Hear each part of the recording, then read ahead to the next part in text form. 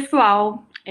Agora a gente vai estar começando a nossa conversa sobre biodesign, né? Nessa série de conversas têxteis. A gente está muito feliz de estar conversando sobre isso com vocês. E, primeiramente, queria me apresentar. Eu sou a Milena, eu sou formada como designer de moda, a minha especialização é em design para sustentabilidade e, atualmente, sou mestranda em texto e moda pela USP. A minha pesquisa envolve caracterização e gestão de resíduos agroindustriais na obtenção de matéria-prima têxtil. E é por isso que eu estou aqui conversando com vocês hoje. E eu estou muito, muito honrada de estar aqui junto com o Breno. Eu tive a oportunidade de conhecer por palavras, assim, ouvi-lo no Brasil Eco Fashion Week do ano passado. E então não pude assistir a sua palestra, Breno, mas fiquei muito feliz só de ouvir o tema. Então, eu estou muito ansiosa, porque eu sou entusiasta do tingimento natural. E meio que juntou as duas coisas que eu sou completamente apaixonada, ciência e tingimento. E quero muito te ouvir hoje. E eu vou deixar o Breno falar um pouquinho mais sobre ele. E depois a gente começa, pode ser? Sim, claro. Eu também estou muito feliz de estar aqui hoje, de estar proporcionando esse evento virtual e para a gente se conectar com outras pessoas, né? Que muitas vezes a gente se torna uma ilha, assim, né? Principalmente na Universidade Federal, acho que a gente fica ali dentro da bolha da gente, é difícil sair dessa bolha e mostrar o nosso trabalho.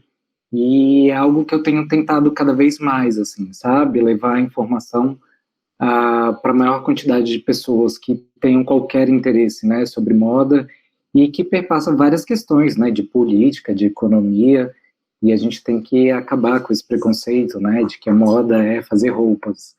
Na verdade, a gente tem um monte de coisas, um monte de pesquisas aí por trás.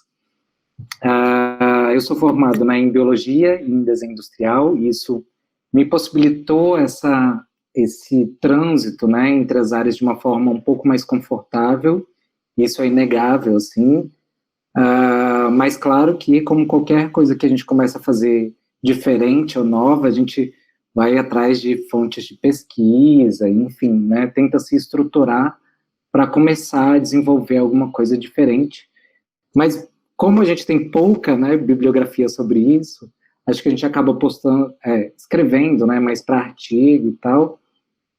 Como essa informação ainda é muito pequena, a gente tem que se esforçar para fazer um projeto quase que exploratório, né, assim, de ter que descobrir o básico para poder avançar cada vez mais nas nossas áreas. E aí estou desenvolvendo desde 2013 esse projeto com tingimento utilizando bactérias, né? E aí a gente vai conversar agora sobre esse tema. Então, Breno, antes de tudo, quando a gente fala de biodesign, a gente vê exatamente essa multidisciplinaridade que você comentou. Então, principalmente quando se trata de alguns termos, a gente acaba se confundindo, digo por mim mesmo, quando eu entrei no mestrado, eu entrei esse ano, eu tive alguma dificuldade quando se tratava de alguns termos, e isso se fala, por exemplo, de biomateriais, materiais biobased, biomimética, biodesign, todos esses termos acabam surgindo, e você também é formado como designer de moda, né? Eu sou formado em design de produto. Design de produto. Então, isso não é muito exposto para a gente durante a nossa graduação, a gente acaba encontrando isso apenas no mestrado, isso quando a gente, assim, segue a vida acadêmica, né?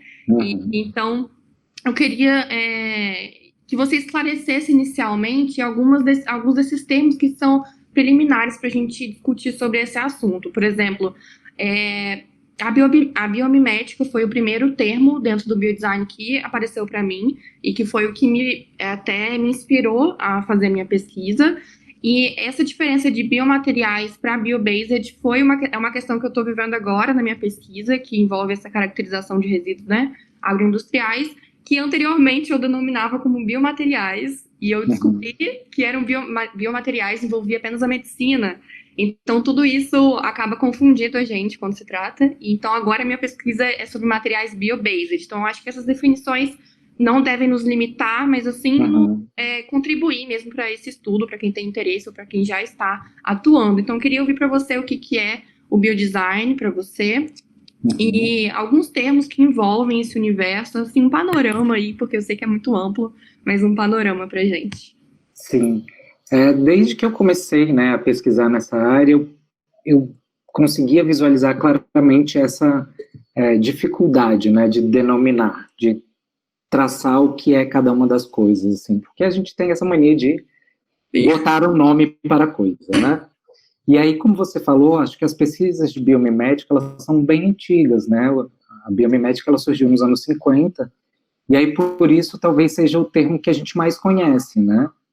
Mas que a biomimética, ela traz ali alguns conceitos muito fortes, assim, da característica do que é o biomimetismo, né? Que basicamente é você olhar para a natureza e entender, né, assim, como anos de evolução, né, de trabalho ali, tornaram aqueles sistemas, né, tão complexos e tão perfeitos, assim. E aí, na biomimética, o que a gente faz é olhar para essa natureza, ver as soluções que ela produziu e trazer para o universo humano, né? E tentar transformar isso numa solução, né, muitas vezes de design ou de várias outras áreas, né? Arquitetura, engenharia. Então, ele trabalha com essa ideia de comparação. A planta produz os galhos de tal forma, então, será que eu consigo trazer essas estruturas, né, dos galhos, que os galhos formam para dentro, né, da arquitetura, e como que eu faço isso, como que eu estudo a parte de física, enfim, todo esse conjunto. Então, biomimética era um conceito muito claro, assim, na minha cabeça. E aí, quando eu comecei a aprofundar, né, nessas pesquisas envolvendo organismos vivos, eu me deparei com um conceito de biodesign. Acho que a primeira vez que eu vi ele foi em 2012, 2013, mas que veio de uma grande exposição que teve em Nova York, chamada Biodesign, onde eles pesquisaram vários produtos que foram desenvolvidos em áreas diferentes, incluindo a moda, e utilizaram esse termo e colocaram uma denominação para esse termo, que é: a gente utiliza, né, os organismos vivos no processo de produção ou na prestação de um serviço, seja em moda, seja em arquitetura ou em qualquer outra coisa.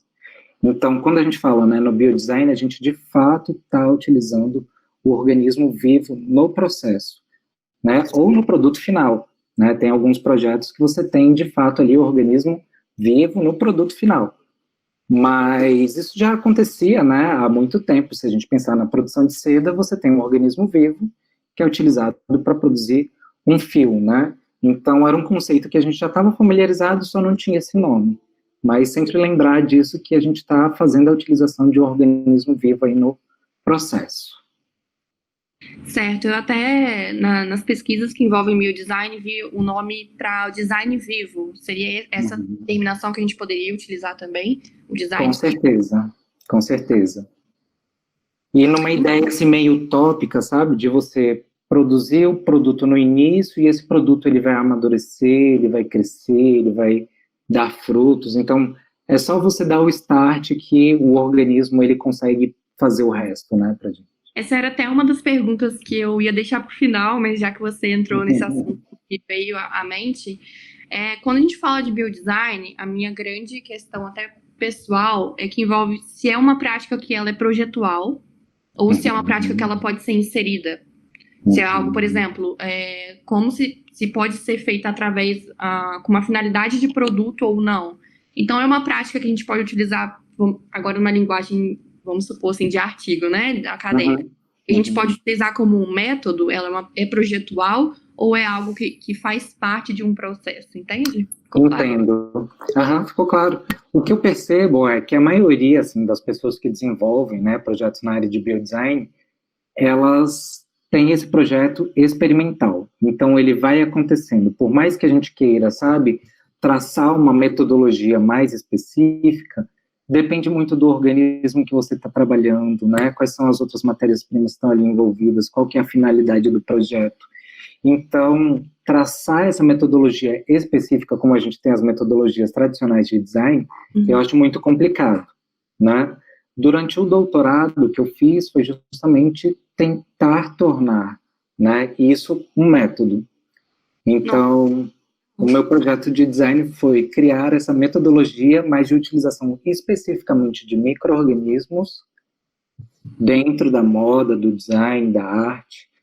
Então, envolve, né, sistemas complexos, naturalmente, mas que tem um processo grande de pesquisa anterior, né, de qual é o micro-organismo que eu vou trabalhar, aonde encontrar esse micro-organismo.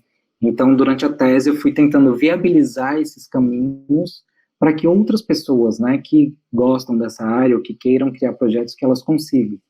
Mas, mesmo assim, são várias possibilidades. Você tem um ponto de start, mas não é uma metodologia linear, é uma metodologia muito mais circular, tá? Como a ideia da própria vida, né, da própria... Sim, como os ciclos mesmo da própria natureza, né? Incrível. E Exatamente. falando, já que você abordou essa questão da moda, arte, design, eu queria te perguntar mais sobre o que te inspira em relação a isso. O biodesign você já comentou que foi algo que surgiu, né, dentro das suas pesquisas. E como a gente fala da moda, como toda essa expressão, comportamento, dentro de todas essas áreas que envolvem a arte, a gente tem uma inspiração que nem sempre é apenas realizar um projeto. A gente tem uma inspiração quando se trata, uma inspiração maior quando se trata de desenvolver alguma pesquisa acadêmica. Eu vejo muito isso vivenciando a academia agora, que a gente dessa área, a gente tem sempre uma inspiração maior que envolve tudo isso. Pode ser pessoal, pode ser familiar, ou pode ser mesmo até política, né, envolvendo alguma causa. Então, eu queria saber qual que é a sua inspiração para o desenvolvimento dos seus projetos que envolvem biodesign. Tá. Eu já tinha, né, essa noção um pouco próxima da biologia, mas a minha grande inspiração veio nesse processo inicial do mestrado, de procurar possibilidades, e aí eu me deparei com dois grandes projetos, na verdade três, que eu gosto muito. Assim. O primeiro é o da Suzanne Lee, né, de desenvolvimento de biomateriais, né? Perfeito. Ai, meu Deus, que denominação usar, mas de um biomaterial que é produzido a partir de um chá fermentado, né, que é o da kombucha, e esse conjunto de micro-organismos, né, a gente tem ali bactérias, tem alguns fungos, e como durante a minha graduação eu trabalhei com um micro-organismo, eu fiquei, gente, isso é muito incrível, meu Deus, a gente não olha para as coisas do jeito que a gente deveria olhar, sabe? E acho que esse olhar diferente é olhar para o seu cotidiano e enxergar ali as possibilidades, né? Então, eu acho muito legal projetos como o seu, do mestrado, que, olha, peraí, deixa eu ver quais são os resíduos que a gente está produzindo aqui e como é que a gente consegue transformar isso, né? E acho que vários projetos começaram a partir disso, né? O Pinhatex, que é derivado das folhas de abacaxi. Eu já vi também projetos em Santa Catarina, das fibras da bananeira, que também eram um resto da agricultura e que acabava sendo vendido muito barato para você fazer, né, adubo, ou para você... Ou Enfim, simplesmente descartado, né? Como ou simplesmente descartado, exatamente. E aí olhar para essa matéria-prima, né, e pensar que isso, na verdade, tem muito valor, né, e como transformar isso, né, agregar valor nesse produto final e transformar e produzir o novo, eu acho que isso é o fato da gente estar olhando para o futuro, sabe? Porque não dá para ficar só tirando de uma fonte esgotável, né, como são a maioria das fibras sintéticas aí baseadas em petróleo, sendo que a gente tem um monte de matéria-prima que está sendo jogada no lixo, né? Então, esse olhar do cotidiano, sabe, da Suzanne Lee me encantou muito.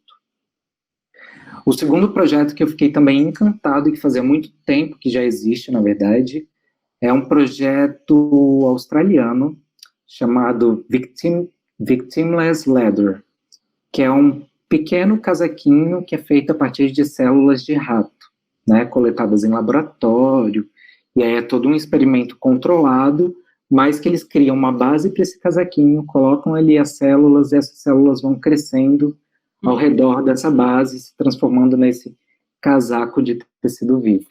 E tem várias implicações, né, éticas no projeto, mas que eles tiveram essa sacada de, peraí, né, esse conceito base do biodesign de, será que eu não posso colocar ali uma célula e ela completar todo o trabalho?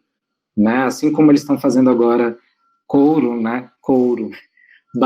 utilizando micélio, né, que são as células base dos fungos, e você consegue produzir um molde e ele vai completando, né, a estrutura daquele molde, vai crescendo e você tira dali a peça pronta e pode fazer de sapato, pode fazer né? Eles já estão fazendo alguns testes com alguns tipos de roupa, mas eles começaram muito com os acessórios. Então, isso também foi outra coisa, assim, que foi uma mudança para mim de pensamento, né? E qual foi o terceiro projeto? Eu estava tentando lembrar aqui, mas assim, todos esses projetos, sabe, que vêm não necessariamente da moda, mas veio da arte, veio a aplicação da Suzane Lee, e são projetos que falam mais de material, né? A gente acaba projetando alguma coisa para você ter uma coisa física que você possa mostrar como resultado para as pessoas. Mas que eu acho que o desenvolvimento do material é o mais importante, né? O mais central. E que é algo que a moda não tem feito, né? Assim, a gente sempre ficou muito dependente do engenheiro têxtil, da fábrica de tecido, e aí, o que você tem de novo, né? A gente não ia lá e falava, vamos fazer uma coisa nova. Exatamente. Né?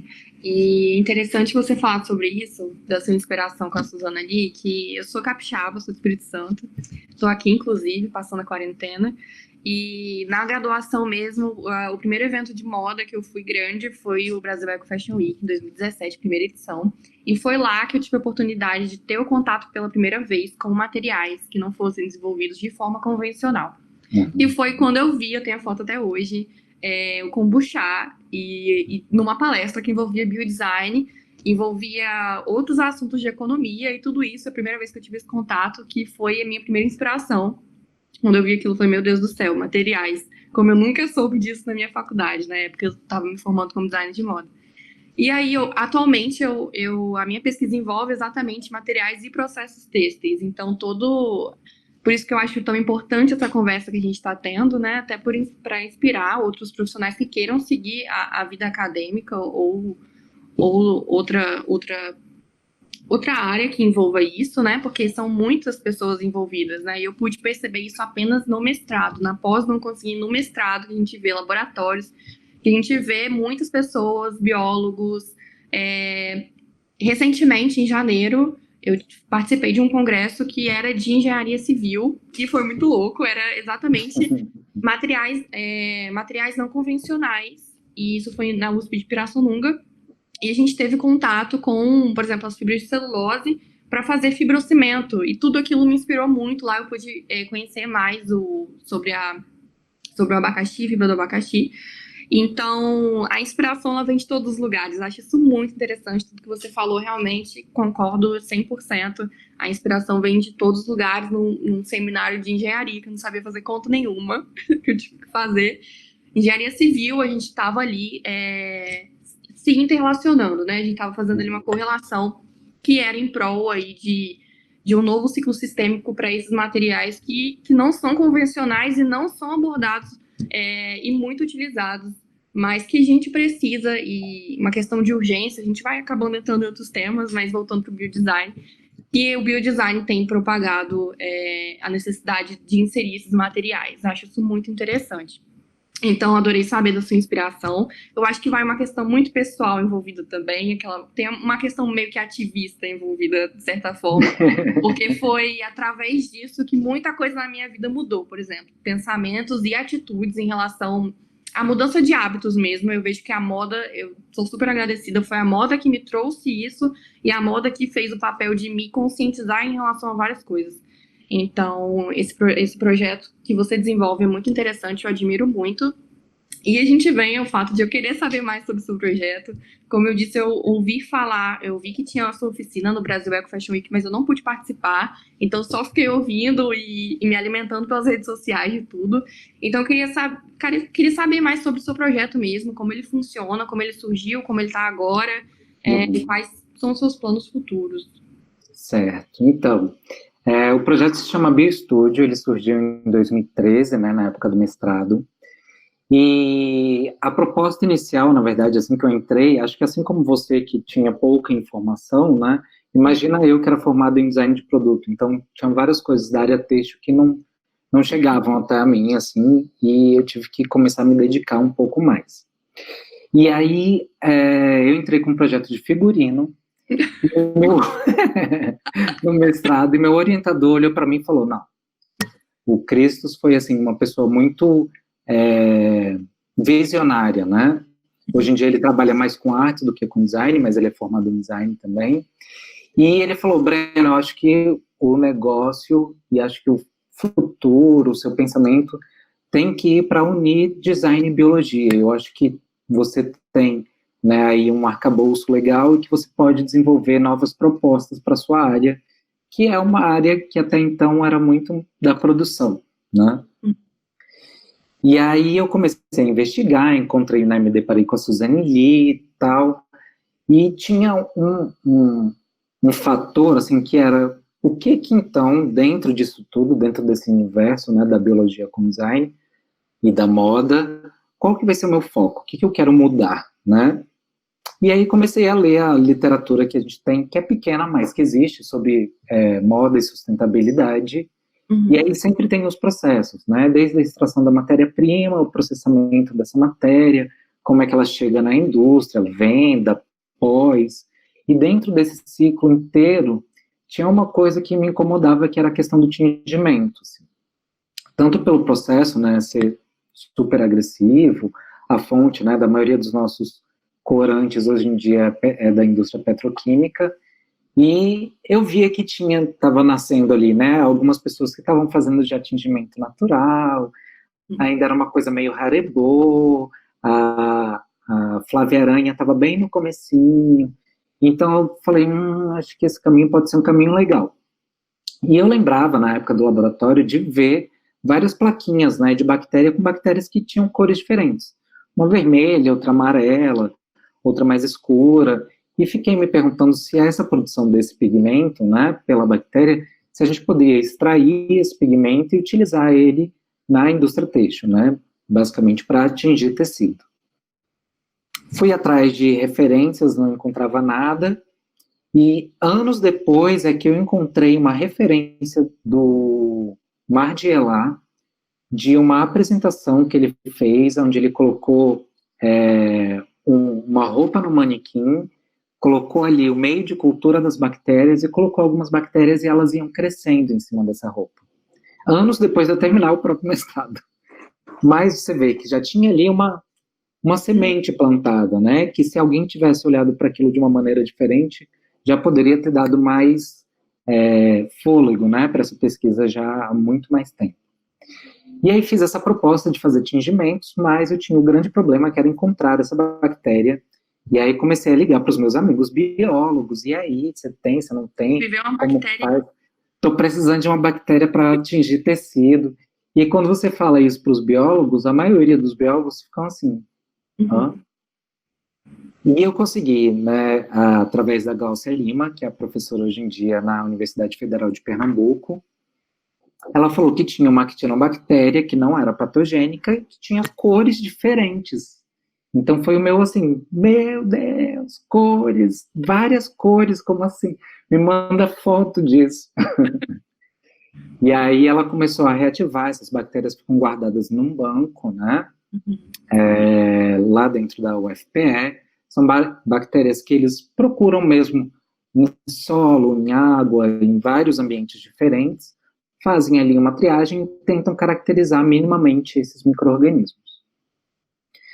E aí fui para lá, para a UFPE, para desenvolver em laboratório de uma maneira mais controlada, né, inicialmente as pesquisas, até mesmo porque eu não sabia, assim, posso usar mordente? Porque a bactéria, apesar dela crescer muito bem em vários momentos, se você tem ali uma coisinha que ela não simpatizou, não vai acontecer, sabe? Então, a gente começou a fazer um processo bem experimental de testar tecidos, né? Como tinha esse apelo, né, de práticas mais sustentáveis, eu fui, obviamente, para as fibras naturais, e aí fiz os testes em seda, algodão e linho. E aí, em vários tecidos diferentes, né? Então, testei atoalhado, renda, tudo que você imaginar eu testei, assim, mas basicamente com essas 3 fibras. E aí consegui ter cores diferentes, né? Eu separei aqui umas amostrinhas só para mostrar mesmo a cor. Elas normalmente ficam assim mais manchadinhas. A luz que eu tô aqui é uma luz bem branca, ela vai dar uma clareada nas cores. Mas, basicamente, você vai produzindo esses tecidos mais manchados, né? Uhum. De fundo, você tem uma cor mais rosada, mas normalmente ele fica mais manchado. Porque, normalmente, eu crescia a bactéria junto do tecido. Então, eu Uhum. deixava as duas coisas ali crescendo ao mesmo tempo. E aí, tive também os resultados para seda, mas quase todas elas sempre nesse mesmo aspecto, né? Um pouquinho mais... Tem essas forminhas, né, das colônias, que são esses pontinhos, que é onde a gente tinha uma concentração um pouco maior, né, do pigmento. Uhum. E aí consegui fazer esses testes nesses tecidos, deu um trabalhão, mas o que pigmentou melhor foi o linho. Normalmente a seda tem uma capacidade de absorção muito melhor do pigmento. Mas para mim foi o linho, não sei se pela espessura do fio, sabe, que é bem mais grosso, enfim. E aqui tem as bactérias, quando elas terminam de crescer, elas formam uma películazinha. Essa daqui ela não está lavada, aqueles outros tecidos estavam Uhum. lavados. Então ele forma uma películazinha, depois você só lava esse tecido, né, com água, sabão neutro. Ela perde um pouquinho de pigmento, né, no processo de lavagem, mas ela consegue reter. Ah, depois disso, testei, né, como eu falei, várias cores, tem umas que são mais escuras, ó, essa é bem escura, tá vendo? Essa é a bactéria mesmo, que é bem preta, mas ela, o tingimento dela fica mais um cinza esverdeado, assim. E o processo do mestrado foi esse, sabe? São 2 anos, você vai ver que passa assim, ó, quando você vê, já acabou. Quase na pontapé. E aí tive resultados positivos, tive resultados também negativos de métodos que não funcionaram, mas enfim, consegui chegar nesse ponto. Assim. Uhum. E aí, durante esse período do mestrado para o doutorado, dando aula, a maioria dos questionamentos era sempre assim: como que você chegou nesse lugar, né? Como que você conseguiu chegar nos experimentos, enfim. E aí, durante o doutorado, foi o que eu te falei, que eu desenvolvi, né, esse método microbio-inspirado, então voltados mais para micro-organismos mesmo, para dar oportunidade para outras pessoas, de onde encontrar os micro-organismos, como crescer, quais são as regras de biossegurança, né? Porque também a gente não pode sair Uhum. fazendo, encontrei um negócio aqui, vou usar para atingir, calma aí, o que que é, né? Então, de dar esse caminho, assim. Depois disso, agora eu estou trabalhando na Universidade Federal de Goiás, trabalhando na UFG, no curso de design de moda, passei no ano passado no concurso, e o bom, né, assim, de quando a gente entra na carreira acadêmica é que a gente tem uma obrigação de pesquisar, né, uma obrigação de contribuir, né, com o desenvolvimento social, comunitário, tanto aqui do Goiás quanto geral, né. E aí, vindo a pandemia, né, quando eu ia voltar a fazer meus experimentos, fiz alguns em casa, né, mas não tinha voltado para o laboratório ainda. Uhum. Então, tem várias coisas que eu quero testar ainda de tipos de mordentes mais naturais, como proporcionar uma melhor fixação da cor no tecido. E enquanto não chega esse momento de voltar para o laboratório, a gente criou o BioStudio Online, que é o projeto da gente, só que agora a gente resolveu compartilhar todos os dados de todas as pesquisas, exposições, artigos, a tese, a dissertação, está tudo num site, que é o biostudiodesign.com.br. Então lá tem todas as informações do projeto até hoje, e a gente também começou no Instagram, estou com algumas alunas de extensão, justamente com esse propósito de mostrar, né, outras possibilidades de materiais, outros materiais biológicos. Então a gente está lá, eu e minhas alunas persistentes, tentando levar essa informação de uma forma mais palatável, né, mais acessível para todo mundo. Incrível. Adorei saber, principalmente dessa última parte que você deixou disponível informações acerca disso. Inclusive, irei acessar. Muito obrigada. Acesse. O Instagram é o BioStudio. Tá, pessoal, acessem, com certeza vai ser muito rico. E agora, pegando um pouco das lacunas que você citou durante sua resposta agora, primeiramente, quando você falou de toda a sua trajetória, que envolveu literalmente a descoberta de uma lacuna ali, aconteceu exatamente isso comigo, na pesquisa sobre materiais, eu falava, não, calma aí, tem essa quantidade de resíduos aqui, que não está sendo utilizado, que está gerando uma problemática enorme, e eu vou trabalhar com isso aqui. E então eu acho interessante que, por mais que não fosse algo que estava na sua mente antes, você se dedicou muito para que isso acontecesse. Então, super honrada de estar aqui com você exatamente por conta disso. E também isso está acontecendo no meu projeto, então não era algo que estava na minha cabeça, mas foi mediante estudo que a gente percebeu essa lacuna e a gente vai se dedicando para sanar, ou pelo menos contribuir um pouquinho, né, com algo que seja, que melhore, de certa forma, alguma coisa em todo esse processo da indústria que é muito poluente. Então, muito incrível quando você citar essa trajetória e explicar ela de uma forma bem real, né? Que às vezes a gente fala, não, porque quando eu tinha 5 anos eu peguei bactéria pela primeira vez e amor que graça, não. Construção, que às vezes a gente fala, não, eu não sou capaz, mas a gente precisa realmente de dar esse primeiro passo, né? Nem um pouco coaching isso, viu, gente? É só porque...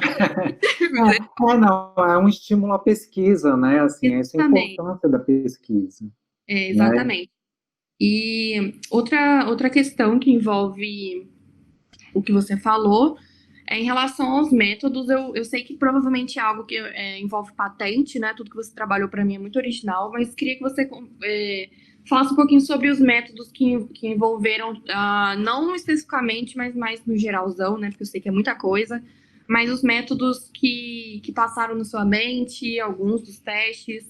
Eu digo que isso é muito importante para pesquisa em si, para gente que tá te ouvindo, e para depois eu fazer a próxima pergunta que envolve sustentabilidade. Por quê? O que acontece? Quando a gente... O que acontece, assim, que está acontecendo comigo, que acontece com alguns colegas do mestrado? A gente tem um interesse muito grande de fazer esse ciclo acontecer, e esse ciclo ele ainda é convencional, mesmo que os materiais não sejam. Então, a gente pode ter aí a obtenção de uma fibra que seja bio, que seja proveniente de um resíduo vegetal, mas os processos utilizados no tratamento, na caracterização, não são. Então, isso acaba descaracterizando toda essa luta que a gente está tendo e incentivo no preparo desse material e no estudo desse material. Então, eu queria que você falasse no geral mesmo sobre alguns métodos que você achou, não, esse método aqui realmente acabou sendo melhor, se foi o uso de enzimas, ou alguma coisa do tipo, não precisa especificar nenhuma, mas só para dar um apanhado geral mesmo. Na verdade, assim, meu projeto ele é muito transparente. Nesse processo, né, que você falou de gerar patentes e tal, eu estou trabalhando com um organismo que, né, existe na natureza. Então, a gente não pode patentear o micro-organismo, porque eu não gerei ele em laboratório, ele existia, né, na natureza naturalmente. E a gente foi lá e coletou. Quem coleta esse material, né, como foi a UFPE, eles são os, vamos dizer assim, se a gente produzisse uma patente, parte desses royalties, né, iriam para a UFPE, que foi quem encontrou esse micro-organismo. Né? Parte iria para a UNB, porque eu me utilizei da estrutura da UNB para desenvolver esse projeto. Então, na verdade, você vai somando tantas partes que, na verdade, eu acho que o projeto ele tinha um interesse muito mais social de tentar tornar essa alternativa de tingimento algo acessível para todo mundo do que um artigo de venda, né?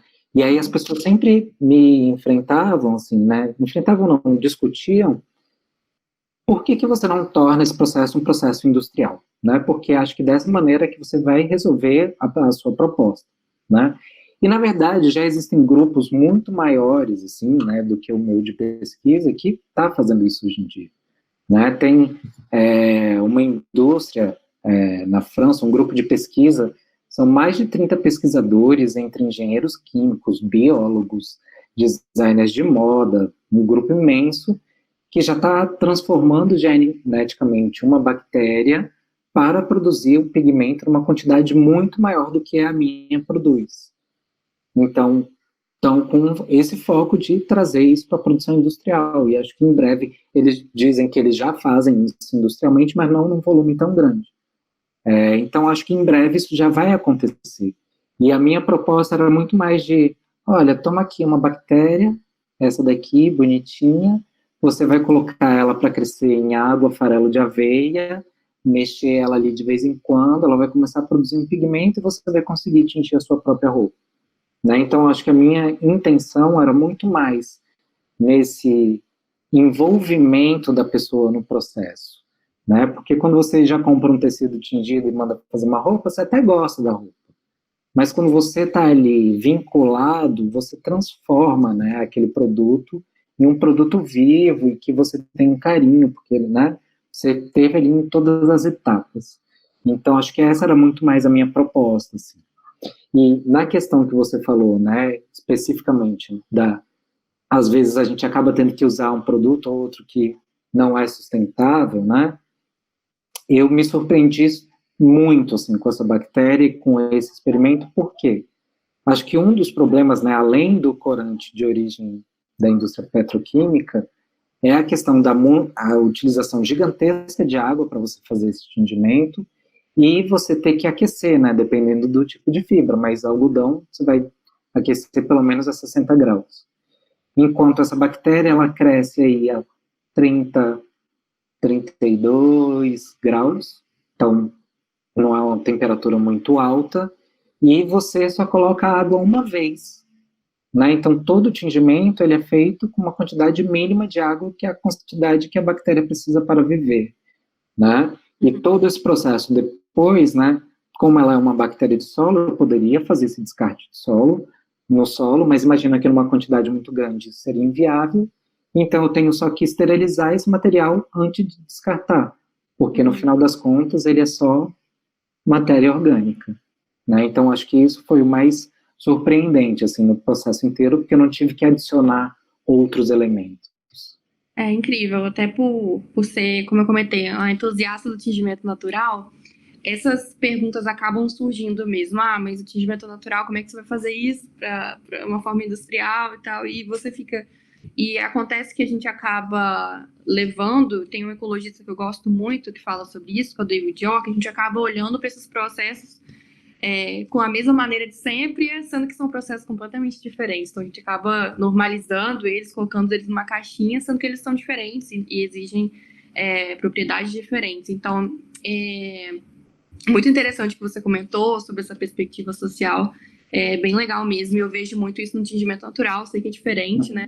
São diferentes, mas no tingimento natural a gente também vê bastante isso, e essa intimidade que você cria com o processo. É incrível, a roupa transforma. Apesar de já ter algumas indústrias têxteis que estão agora se utilizando da questão do tingimento natural para uma escala maior, mas eu acho que esse processo, essa intimidade é o que transforma a roupa. Então, interessantíssimo, eu não sabia dessa parte e comecei até a gostar mais. Agora, seguindo para a gente falar sobre sustentabilidade, a grande pergunta é, o biodesign está intrinsecamente ligado à sustentabilidade? Porque, como a gente conversou, é algo que é do início? É biodesign só por ser algo vegetal? Tem alguma... É só para quebrar... Deixar isso claro, né? Que é vegetal significa que é biodesign? Não, na verdade, assim, os projetos de biodesign, eles têm esse olhar com um carinho maior para as práticas sustentáveis, né? Então, obviamente que você vai fazer o possível para que aquele produto que você está entregando seja biodegradável ou que não utilize tantos produtos da indústria química ou que... Mas a gente sabe que a gente tem um limite, nem sempre a gente vai conseguir fazer esse produto, né, redondo, assim, né? Até a gente falou da kombucha, a gente tentou também fazer o mesmo pigmento na kombucha. Aconteceu, mas não aconteceu da maneira que a gente queria, sabe? Não ficou tão escuro quanto. Então, essas coisas, elas acontecem. Então, você tem que encontrar ali aquele meio termo, mas acho que sempre pensando numa prática mais sustentável. É sustentável só porque é biodesign? Não é, né? Assim como a produção da seda pode ser uma coisa tenebrosa, né? Dependendo de quem está produzindo essa seda, pode ser um processo, uma chacina, né? Horrorosa. Então, não é só porque você está trabalhando com material biológico que vai ser sustentável, né? Eu acho que vem da forma que o pesquisador conduz também a pesquisa. Então, para a gente finalizar, gente, é interessante a gente frisar isso, porque, por exemplo, quando eu entrei no mestrado, que eu queria pegar todos os resíduos que estavam ali e transformá-los em fibra, e eu descobri que na parte da maceração eu tinha que usar soda cáustica, e isso me limitou, de certa forma. Então, a gente tem, cada descoberta científica tá ajudando para que a gente melhore, né, nesse ciclo sistêmico de vida útil, tá ajudando, então cada pesquisa vale. Mas atualmente a gente não tem que eu saiba, óbvio, né? Que sim, você está evoluindo a cada momento, mas como, pelo menos na minha pesquisa, fazer isso de uma forma completamente sustentável. Mas a gente está tentando, a gente está dando o nosso máximo, Cláudio. A gente está dando o máximo. Agora, por exemplo, na minha pesquisa, a gente está indo para o desenvolvimento de bioplástico, então a gente consegue ter um material com os tubérculos, né, a gente consegue ter uma grande quantidade de amido, então a gente consegue fazer o bioplástico e consegue que ele seja biodegradável, de acordo com os materiais.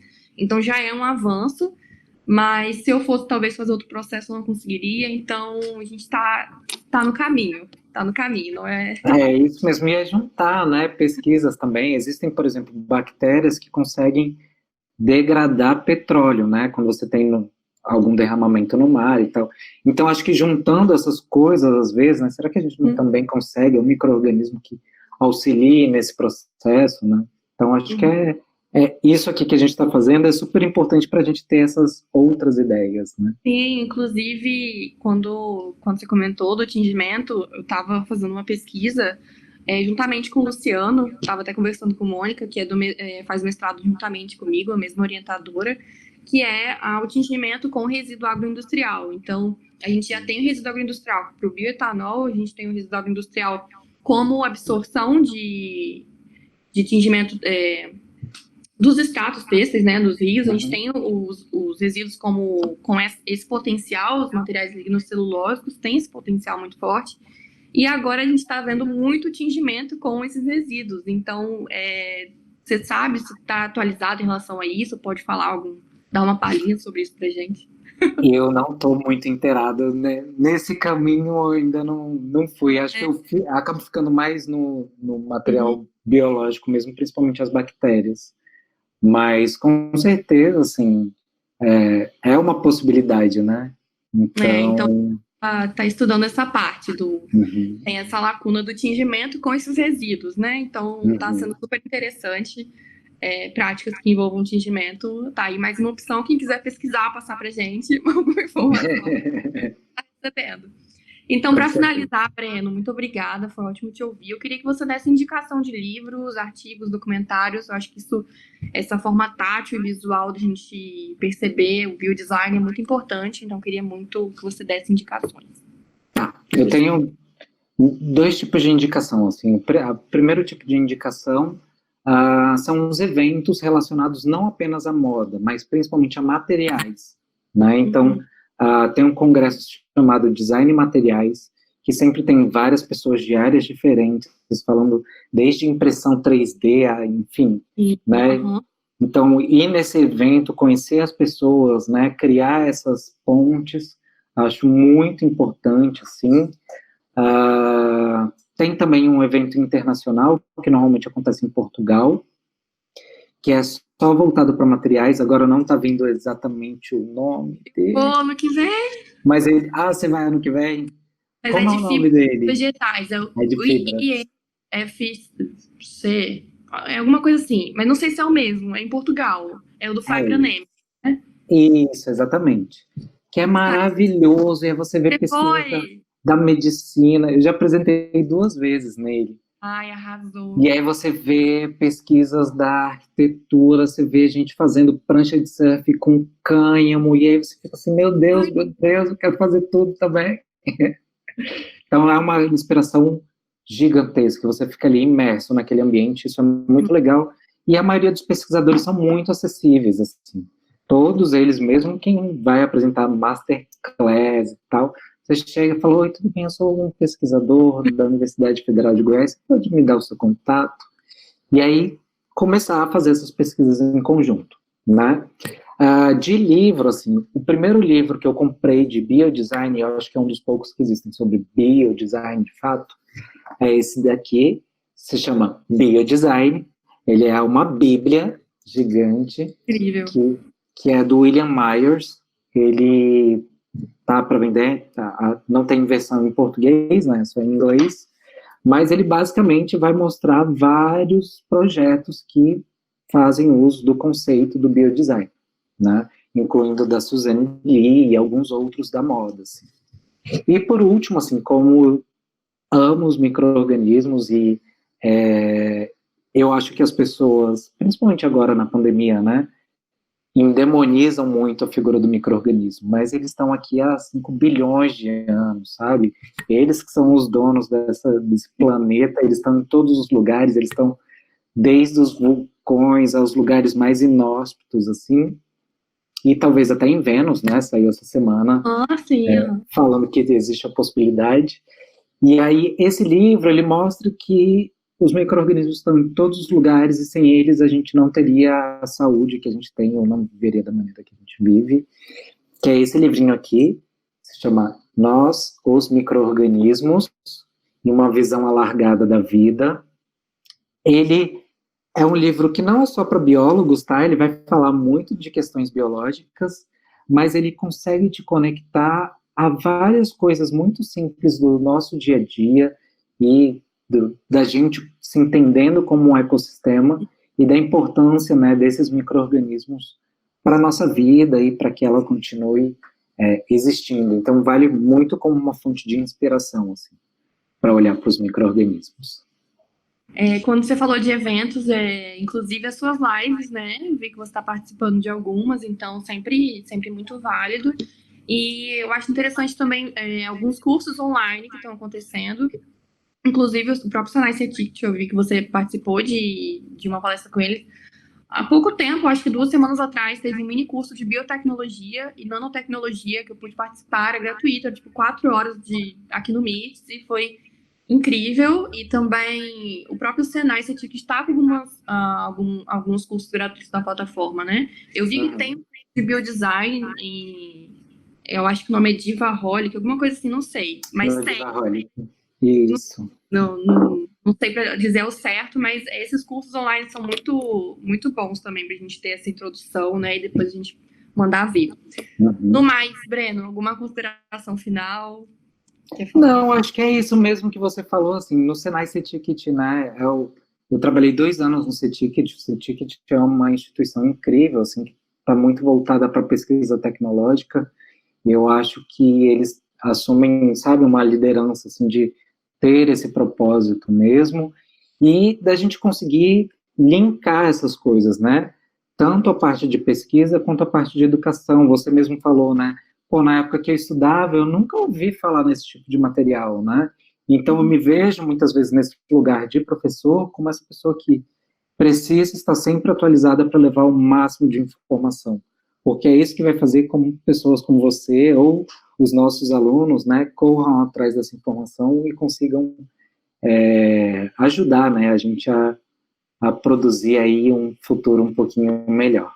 E só agradecer você por ter conduzido super bem a conversa, parabéns pela sua pesquisa, e eu espero, quem sabe, ano que vem também estar lá em Portugal com você, vendo a sua pesquisa. Vai ser em maio, eu acho. Enfim. Muito obrigada, Breno. Muito obrigada, pessoal do Movimento Moda Brasil, que eu tô vendo aqui, Mônica, Janine e Wendel, pela oportunidade de estar aqui conversando sobre uma coisa que a gente ama muito, né? E falar sobre isso, a gente fica mais apaixonado ainda de ouvir outras pessoas fazendo projetos que, enfim, é uma inspiração mesmo. E parabéns mesmo, galera, pelo projeto. E é isso. Muito obrigada. E até a próxima. Até a próxima.